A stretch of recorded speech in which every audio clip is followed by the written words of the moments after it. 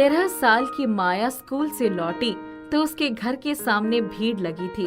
उसने अपना बस्ता पटका और दौड़कर घर के भीतर चली गई। आंगन में उसके बापू का निर्जीव शरीर पड़ा था। माँ रो रो कर बेहोश हो गई थी। अरे बिटिया, धीरज रखो। तुम्हारे पिता तो पहले से ही बीमार थे। डॉक्टर ने भी जवाब दे दिया आज। अब हम क्या करेंगे? हमारे पास तो जमीन भी नहीं है। कैसा हमारा जीवन कटेगा? यही सब सोचते सोचते वो पिता के पैरों में लिपट कर सिसक पड़ी। किसी तरह उसको वहाँ से उठाया गया और उसके पिता की अर्थी उठाई गई। माया और उसकी माँ बिल्कुल अकेली हो गई थी। पिता के क्रियाकर्म के बाद, माँ, अब तो मुझे गांव में रहने का मन ही नहीं कर रहा है। हम और कहाँ जा सकते हैं बेटी? हमारा कोई है भी तो नहीं। मैं अभी बाहर से आती हूँ। माया घर से निकलकर झील की तरफ जाने लगी। उसे बार बार अपने पिता का चेहरा, उनकी कही बातें, सब कुछ याद आ रहा था। उसकी आंखों में आंसू झिलमिलाने लगे। वही एक पीपल का पेड़ था। वो उसी के नीचे जाकर बैठ गई। तभी एक आवाज आई। तुम इतनी उदास क्यों हो बेटी? कौन है यहाँ? मैं पीपल का पेड़ हूँ। माया पीपल को बोलते हुए सुनकर चौंक गई। मैंने तो आज तक किसी पेड़ को बोलते हुए नहीं सुना। मैं भी हमेशा नहीं बोलता, पर आज तुम्हारी उदासी देखकर मुझसे रहा नहीं गया। क्या दुख है तुम्हें? मैं अपने पिता के बिना अपना जीवन कैसे काटूं? माँ का दुख देखा नहीं जाता। पैसे खत्म हो गए हैं। बस इतनी सी बात के लिए तुम इतनी उदास हो? तो क्या मुझे उदास नहीं होना चाहिए? तुम पैसों की चिंता मत करो। पिता के बिना रहने की आदत तुम्हें खुद ही डालनी पड़ेगी। समय सबसे बड़ा मरहम है। वही तुम्हारी माँ का दुख भी काटेगा।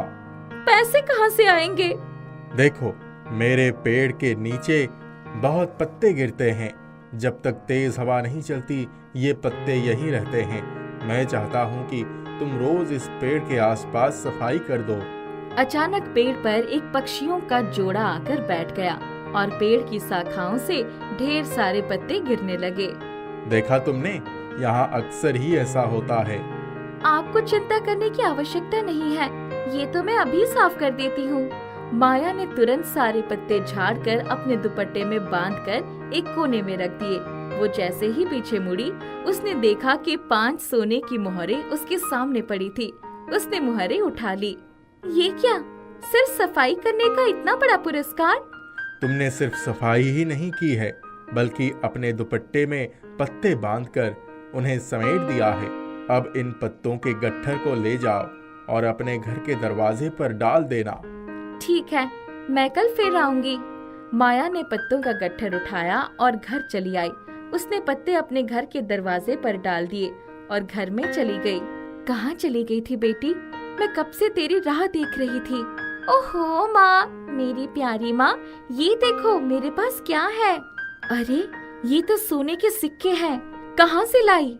माया ने अपनी माँ को पूरी बात बताई।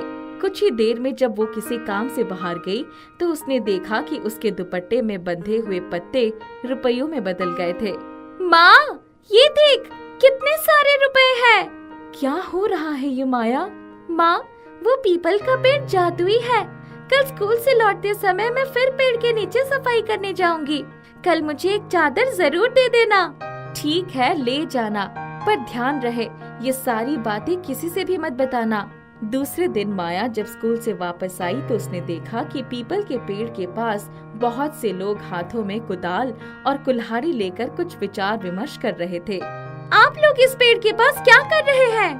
हमें सूखी लकड़ियाँ चाहिए, इसीलिए हम इसे काटने आए हैं। आप ऐसा नहीं कर सकते हैं। ये पीपल का पेड़ तो मेरा दोस्त है। इसने मेरी कितनी मदद की है।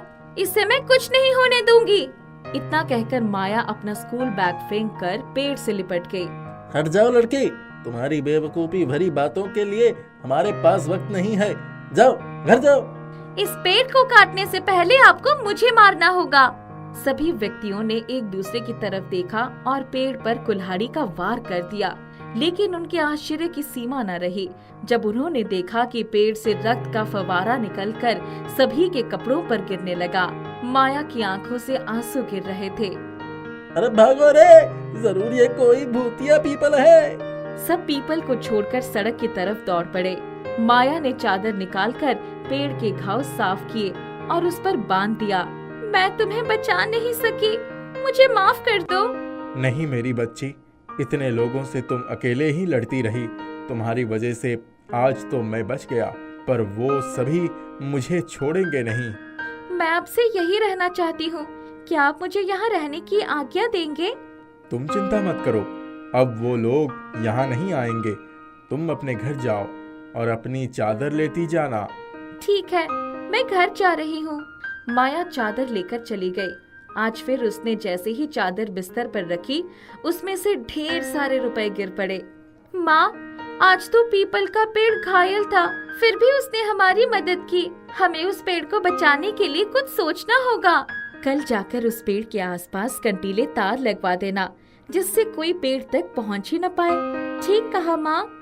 दूसरे दिन माया कुछ मजदूरों को साथ लेकर गई और उन्हें पेड़ के नीचे चारों तरफ कंटीले तार लगाने को कह दिया।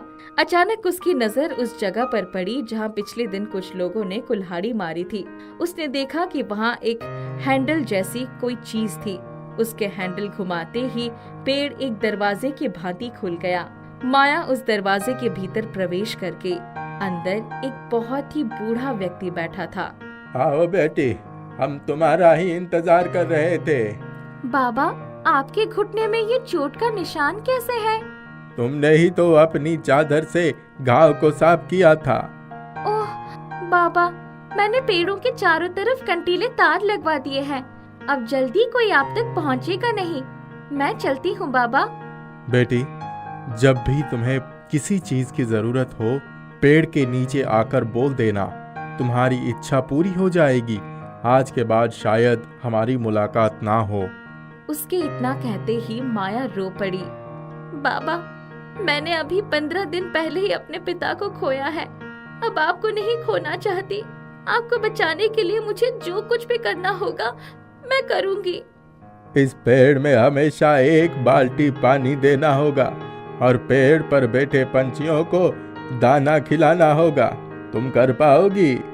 हाँ, मैं करूंगी, पर आप कहीं मत जाइएगा। ठीक है, अब तुम जाओ, परंतु पेड़ की जड़ से सिक्के भी लेती जाना। माया को रोज 5 सिक्के मिल जाते थे। उनका जीवन खुशियों से भर गया था। कुछ ही दिन बीते थे कि उसकी बुआ बिंदु अपने बच्चों के साथ आ गई, जो स्वभाव से बहुत जालिम थी। उनसे किसी की खुशी देखी नहीं जाती थी। माया कहाँ गई थी? मैं कब से तेरी राह देख रही थी। जरा अच्छी सी चाय पिलाना। माया ने बुआ को चाय दी और माँ के काम में हाथ बटाने लगी। माया, तेरी बुआ तो हमेशा के लिए रहने आई है। इनसे कैसे छुटकारा पाएंगे? हमारा तो जीना ही मुश्किल कर देंगी। माँ, मुझे तो रोज पीपल के नीचे जाकर पक्षियों को दाना खिलाना है और पेड़ को पानी देना होगा, इसलिए मैं थोड़ा सुबह जल्दी निकलूंगी। तुम ही संभालना उनको। बुआ को आए हुए 10 दिन बीत गए थे। एक दिन, ये माया रोज सुबह कहाँ चली जाती है, जरा जाकर देखती हूँ। बुआ उसके पीछे पीछे गई तो देखा कि वो पीपल के नीचे पक्षियों को दाना खिला रही थी। उसके बाद पेड़ के नीचे बैठकर किसी से बातें कर रही थी। तू किसके साथ बात कर रही है माया? बुआ, आप घर जाओ, मैं स्कूल से वापस आकर सब कुछ बताती हूँ। बुआ गुस्से में पैर पटकती हुई घर गई। भाभी, ओ भाभी, कहाँ हो तुम? तुम यहाँ आराम फरमाती रहो, वहाँ तुम्हारी बेटी गुल खिला रही है। मैंने सोचा था आकर यहीं रहूंगी, पर तुम्हारी बेटी के चाल चलन देखकर मैं जा रही हूँ। घर से रोज सुबह बहाने से जाती है और पीपल के नीचे पता नहीं किसके साथ बातें करती है। मेरे बच्चे उसके साथ रहे तो बिगड़ जाएंगे। माया की माँ कुछ न बोली, चुपचाप अपना काम करती रही। शाम को माया आई तो उसने बुआ को सारी बात बताई, पर बुआ ने उसकी एक न सुनी और रूठकर अपने घर चली गई। उन दोनों को बुआ से छुटकारा मिल गया था। जादुई पीपल ने उनके जीवन के सारे कष्ट खत्म कर दिए थे। शोभा अपने माता पिता की इकलौती बेटी थी। उसके पिता सेठ बनवारी लाल की किराने की दुकान थी। सेठ बनवारी लाल बहुत कंजूस थे, यहाँ तक कि सारे लोग उन्हें कंजूस सेठ के नाम से पुकारते थे। एक दिन उनकी पत्नी, हमें अपनी बेटी शोभा के लिए कोई रिश्ता देखना चाहिए, उसका कॉलेज खत्म हो गया है। अरे हाँ हाँ, हो जाएगी शादी, क्या जल्दी है। सेठ बनवारी लाल हिसाब किताब लगाते, पर जैसे ही शादी का खर्चा देखते उनका मन दुविधाग्रस्त हो जाता। इतना खर्च हो जाएगा शादी में? धीरे धीरे शोभा की उम्र 22 साल हो गई, पर बनवारी लाल ने उसके रिश्ते की कहीं बात नहीं चलाई। कुसुम अपने पति के व्यवहार से बड़ी दुखी थी। एक दिन उसके घर से दरवाजे पर एक भिखारी आया। कुछ खाने को दे दो बेटी, बहुत भूखा हूँ। अरे आगे जाओ, यहाँ कोई भीख भीख नहीं मिलेगी। शोभा बाहर ही बैठी थी। उससे उसके पिता का ये व्यवहार बिल्कुल पसंद नहीं आया।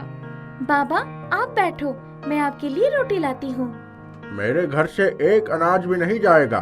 मैं सारे दिन खटता हूँ, तब जाकर पैसे मिलते हैं। पापा मैं अपने हिस्से की रोटी बाबा को खिलाऊंगी, खुद नहीं खाऊंगी। उसने एक थाली में भिखारी को खाना दे दिया। जीती रहो बेटी, तुम्हारी जीवन खुशियों से भरा रहे। मेरे पापा खर्च के डर से मेरी शादी ही नहीं करना चाहते हैं। मेरी खुशियों को तो वैसे ही ग्रहण लग गया है। बेटी ये एक बीज है, इसे अपने आंगन में लगा दो, तुम्हारी सारी इच्छाएं पूरी हो जाएंगी। ठीक है बाबा। भिखारी के जाने के बाद शोभा ने बीज लेकर आंगन में लगा दिया और उसमें पानी डाल दिया। सुबह जब वो सोकर उठी तो उसके आश्चर्य की सीमा ही न रही। आंगन में एक अमरूद का बड़ा सा पेड़ उगाया था और उस पर ढेरों अमरूद लटके थे। माँ जल्दी आओ, ये देखो कितने सुंदर अमरूद लगे हैं। अरे कल तक तो यहाँ कुछ भी न था, ये पेड़ कैसे आ गया? शोभा ने अपनी माँ को सारी बात बताई। माँ एक अमरूद तोड़कर देखती हूँ। ठीक है चलो तोड़ ले।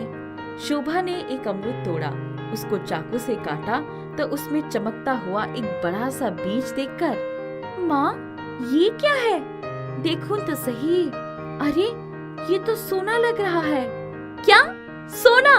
हाँ ये सोना ही है। कुछ और अमरूद तोड़ दो। शोभा ने 6-7 अमरूद तोड़े, सब में वैसे ही एक बड़ा सा सोने का बीज था। शोभा ये बीज उठाकर रख देती हूँ, अपने पापा को इसके बारे में भनक भी मत लगने देना। कल उनके दुकान जाने के बाद हम सुनार के पास जाकर इनकी जांच करवाएंगे और अगर सचमुच में ये सोना ही निकला तो कुछ गहने खरीद लेंगे। ठीक है माँ, पर ये अमरूद तो खा लो। दोनों ने अमरूद खाया तो वो भी बहुत मीठा था। दूसरे दिन उन्होंने अमरूद तोड़कर उसमें से सोना निकाला और वो दोनों सेठ के जाने के बाद सुनार के पास गई। ये तो असली सोना है, बताइए आप इसे बेचकर पैसे लेना चाहेंगे या कोई गहना?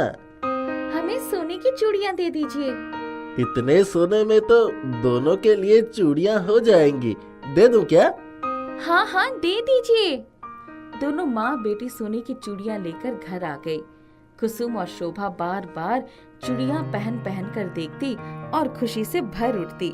माँ आज कुछ और भी अमरूद तोड़ लेते हैं, पर आपने पापा के आने से पहले ही तोड़ ली।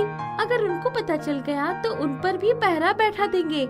शोभा ने आंगन में जाकर ढेर सारे अमरूद तोड़ लिए और कुसुम से अमरूद काटकर सोने का बड़ा बीज निकाल लिया। अमरूद खाकर उनका पेट भर गया। दूसरे दिन सुनार के पास जाकर 2 गले का सेट और कानों के झुमके ले आई। 1 महीना बीत गया था। अब उनके पास बहुत सारे पैसे और गहने हो गए थे।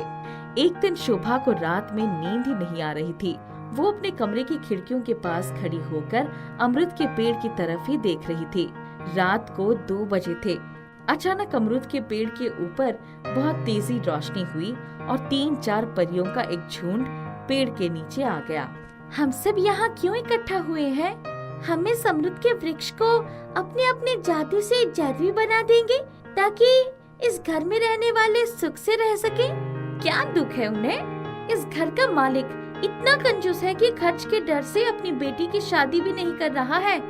सभी परियों ने अमृत के वृक्ष को आशीर्वाद दिया और आसमान में उड़ गई। शोभा खिड़की से हट गई और बिस्तर में आकर सो गई। सुबह उसने अपनी माँ से सारी बातें बताई। दूसरे दिन शोभा जब पेड़ के नीचे अमृत तोड़ने गई। बेटी तुमने उस दिन भिखारी को खाना खिलाकर उसका दिल जीत लिया। बहुत शीघ्र तुम्हारी सारी इच्छाएं पूरी हो जाएंगी। शोभा पेड़ से लिपट गई। मैं आपका ये परोपकार कभी नहीं भूलूंगी। उसी दिन शाम को अरे कुसुम सुनो, आज मेरी दुकान पर प्रशांत नाम का एक युवक आया था। मुझे अपनी शोभा के लिए बहुत पसंद आया। ओह, आपने उससे अपनी शोभा की शादी के लिए बात की? अरे नहीं, पर मैंने उसको कल रात को घर पर खाने के लिए बुला लिया है। तुम खुद ही बात कर लेना, कुछ बढ़िया भोजन बनवा लेना और शोभा को कहना अच्छी तरह से तैयार हो जाए। शोभा ने सुना तो मुस्कुराते हुए भीतर चली गई। परियों की बात पर उसे विश्वास हो गया था। दूसरे दिन शाम को सेठ बनवारी लाल के स्थान प्रशांत को देखकर उसका मन खुशी से झूम उठा। कुसुम, मेहमान को चाय नाश्ता करवाओ, मैं कपड़े बदल कर आता हूँ। हाँ, अपना कॉलेज पूरा करके घर के काम सीख रही है, अभी आती होगी। शोभा को देखते ही प्रशांत ठगा सा उसको देखता रह गया।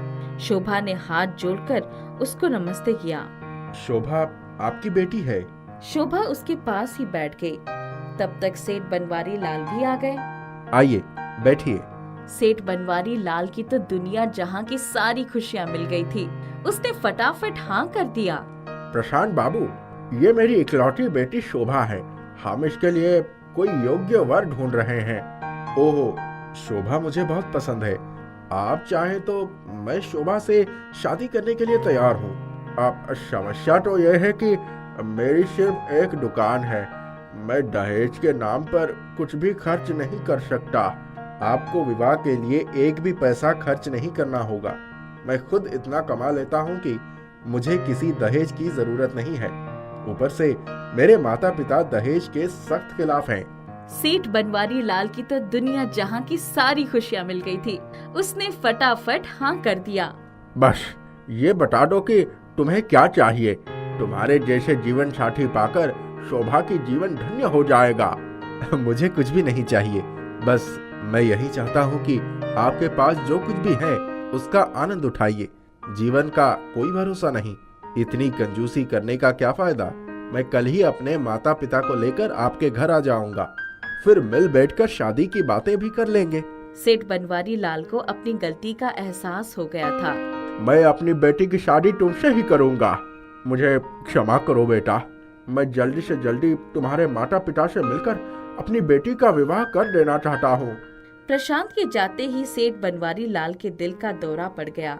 शोभा उनको आनन फानन में अस्पताल लेकर गई। समय पर पहुंच जाने की वजह से सेठ की जान बच गई थी। इतने पैसे कहाँ से आए तुम्हारे पास? शोभा ने अपने पिता को जादुई अमृत के बारे में सारी बातें बताईं। सेठ बनवारी लाल का मुंह शर्म से झुक गया था। दूसरे दिन ही प्रशांत अपने माता पिता को लेकर आ गया और दोनों की शादी की तारीख पक्की हो गई। अगले हफ्ते ही शादी हो गई।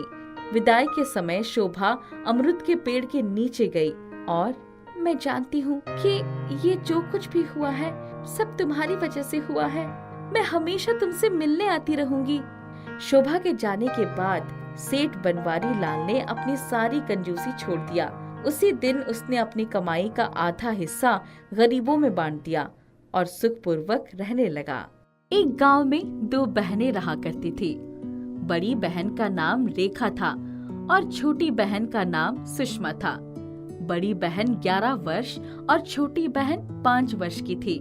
तब उनके पिता का देहांत हो गया था और माँ की मृत्यु पहले ही हो चुकी थी। पिता के जाने के बाद रेखा पर उसकी छोटी बहन की जिम्मेदारी आ गई थी। घर चलाने के लिए बड़ी बहन मिट्टी का बर्तन बनाने का काम किया करते थे। सुषमा, मैं दुकान पर जा रही हूँ, घर का ख्याल रखना। हाँ ठीक है, आप जाओ। जब रेखा ने शुरुआत की थी तब उसे बहुत कठिनाइयाँ हुई थी, मगर समय के साथ सबको उसका काम अच्छा लगने लगा था। पूरे गांव में उसके काम की प्रशंसा होने लगी थी।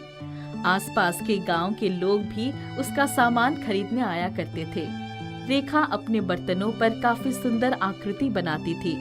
आकृतियाँ उसके बर्तनों को बाकियों के बर्तनों से अलग बनाती थी। रेखा अपने काम से बहुत खुश और संतुष्ट थी।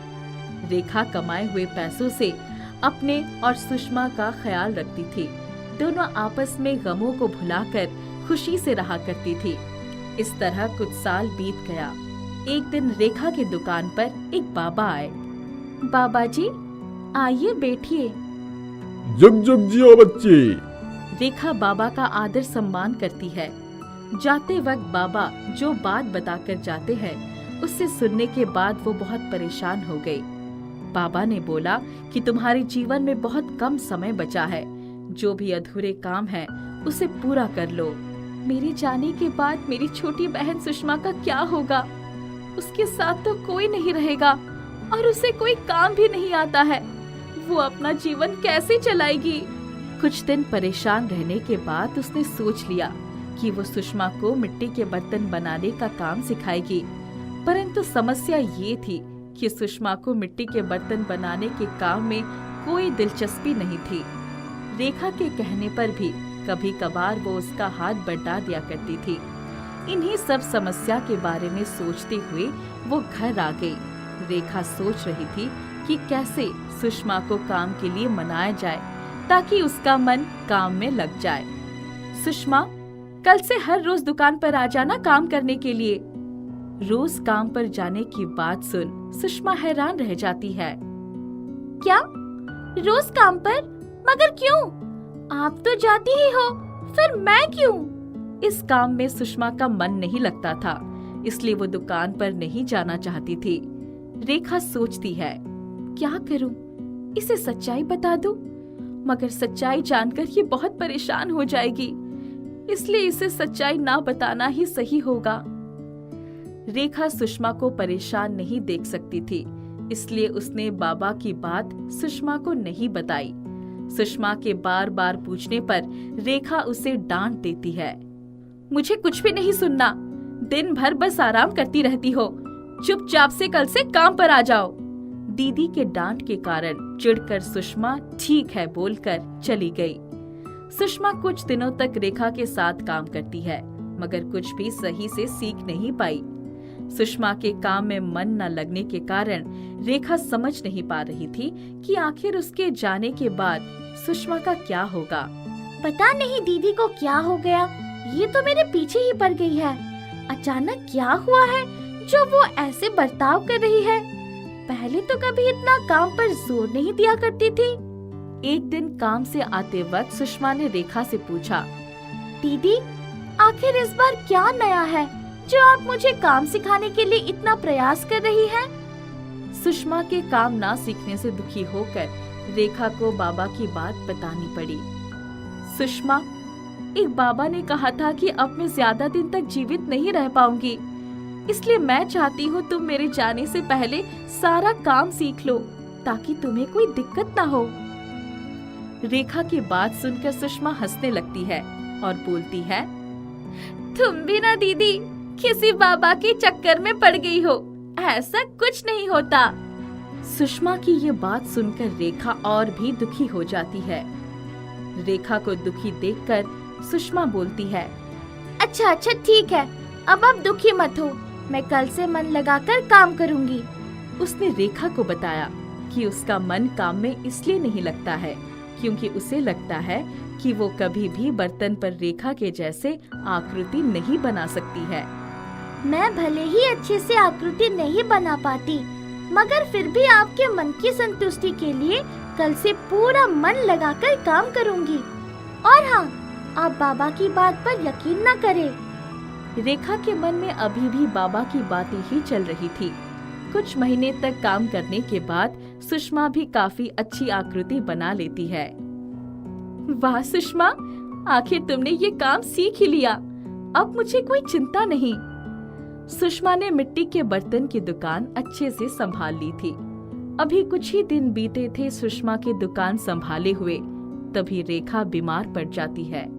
कई दिनों तक इलाज के बाद भी उसकी तबीयत में सुधार नहीं आती है।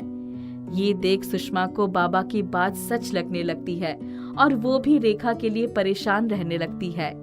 इन्हीं समस्या के बीच उसे ख्याल आता है, क्यों ना बाबा को खोजा जाए और कुछ समाधान ढूंढा जाए। सुषमा अपनी बड़ी बहन से बहुत प्यार करती थी और वो उसे खोना नहीं चाहती थी।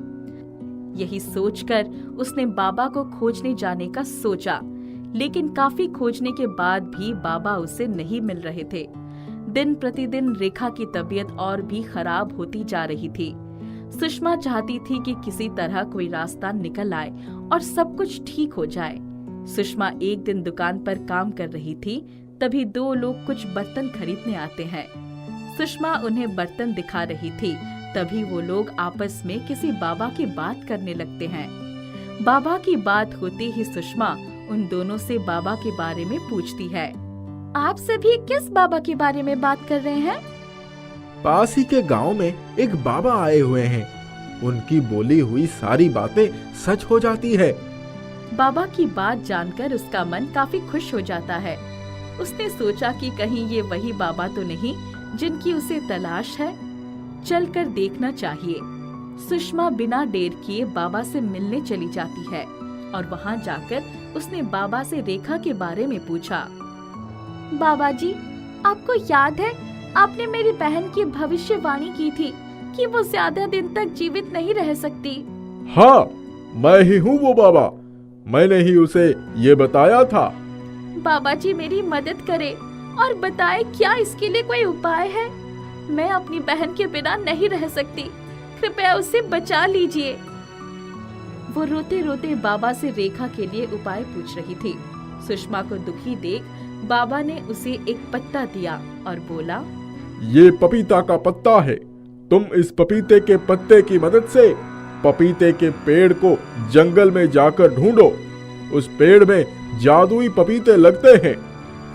उस पेड़ के जादुई पपीते को अपनी बहन को, वो ठीक हो जाएगी। और हाँ, ध्यान रखना, उस पेड़ से एक ही पपीता तोड़ना, उससे ज्यादा नहीं। ये सुन सुषमा जंगल में अकेली चली जाती है और पत्ते के सहारे पपीते के पेड़ को ढूंढने लगती है।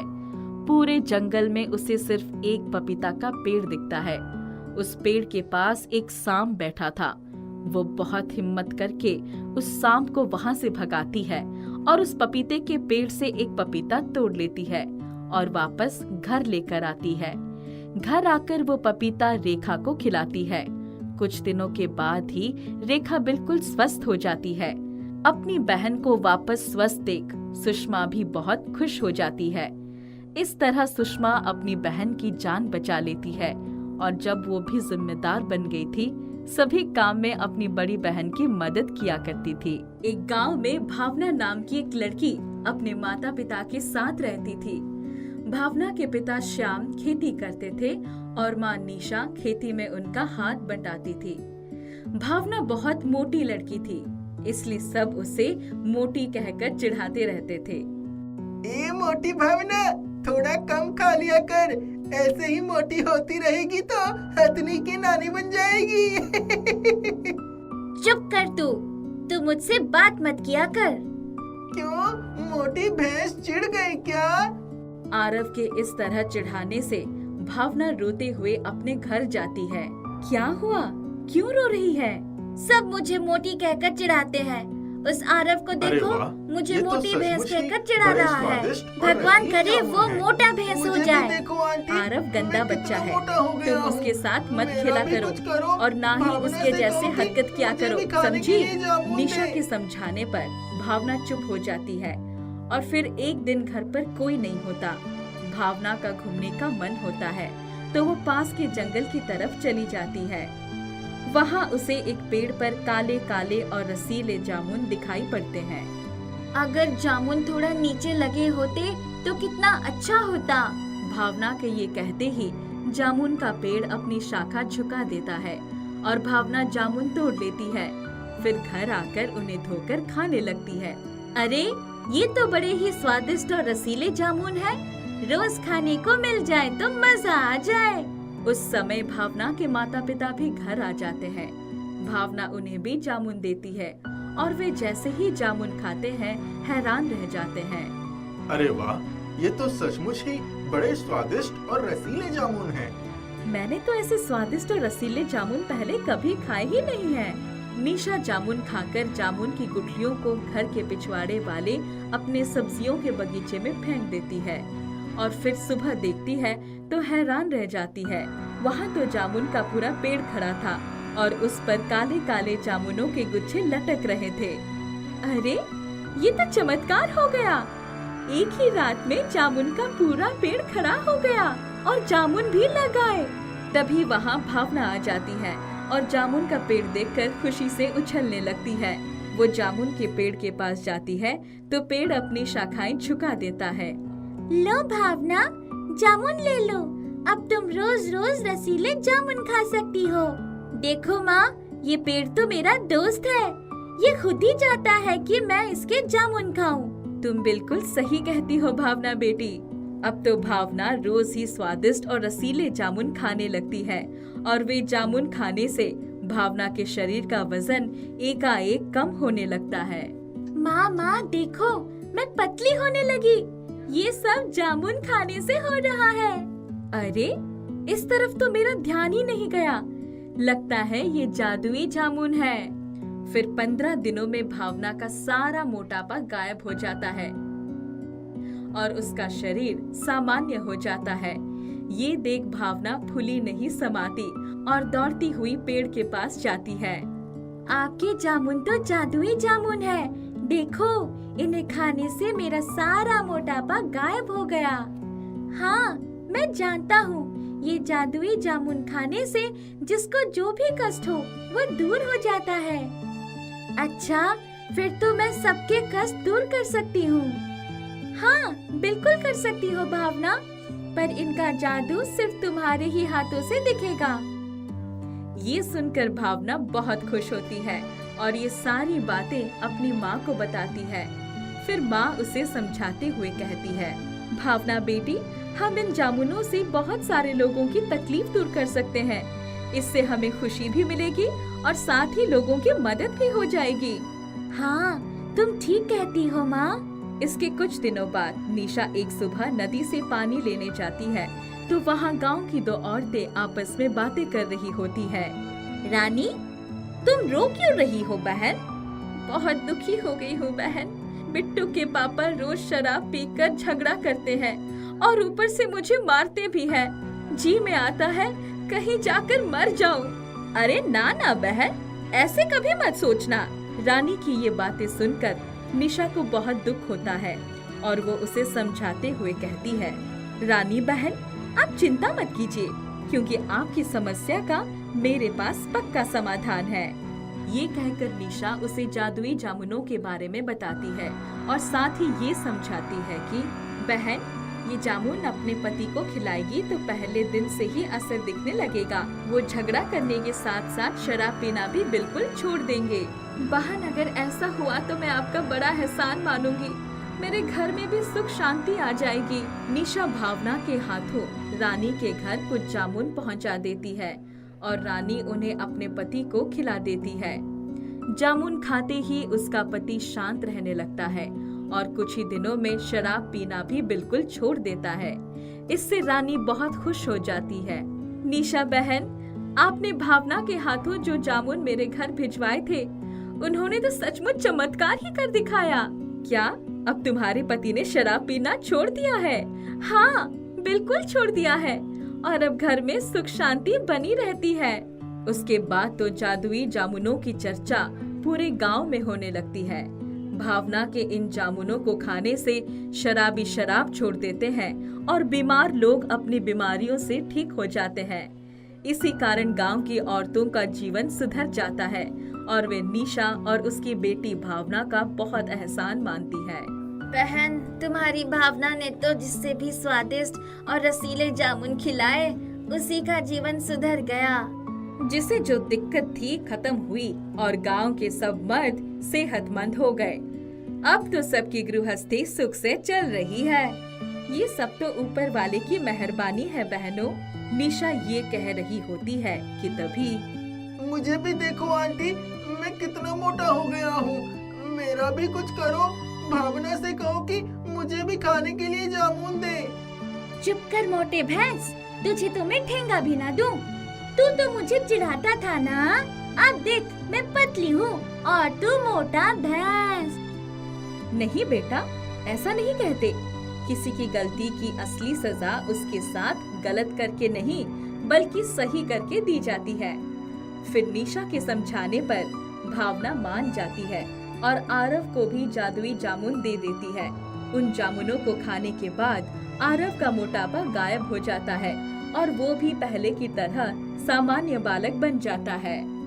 कमलपुर नामक गांव में पूनम अपनी बेटी रीना के साथ रहा करती थी। कुछ समय पहले ही उसके पति का देहांत हो गया था और उसकी सास उसको बिल्कुल भी पसंद नहीं करती थी, क्योंकि उसका कोई लड़का नहीं था। पहले तो मेरे बेटे को खा गई, अब क्या मुझे खाने के लिए इस घर में कुंडली मारकर बैठी है। तेरी शक्ल देख देख के तो मेरा वैसे भी दिमाग खराब हो जाता है। क्या हुआ माँ जी, आज आप इतना गुस्सा क्यों हो रही हो? गुस्सा ना हूँ तो क्या करूँ? तूने मेरे वंश का नाश कर दिया। मैं समझी नहीं माँ जी। अगर तू एक बेटा जनती तो कम से कम मेरे बेटे का वंश तो चलता। बेटी जनी है तूने, ये तो अपने घर चली जाएगी और बेटे को तो खा ही चुकी है। माँ जी, वो तो आपके बेटे थे, मेरे तो वो सब कुछ ही थे। शीला पूनम को इसी तरह से ताने दे रही थी। तभी उसकी बेटी रीना वहाँ आ जाती है, जिसको बहुत तेज भूख लग रही थी। मम्मी, मुझको बहुत तेज भूख लगी है। आज स्कूल में शिवानी डोसा लेकर आई थी, मुझे भी डोसा खाना है। डोसा क्या, कुछ भी नहीं मिलेगा तुझे। मेरा बेटा ही नहीं रहा तो तुम दोनों का क्या मैं अचार डालूंगी? मेरी छाती पर मूंग दलने के लिए मैं तुम्हें इस घर में नहीं रख सकती। निकल जाओ इस घर से।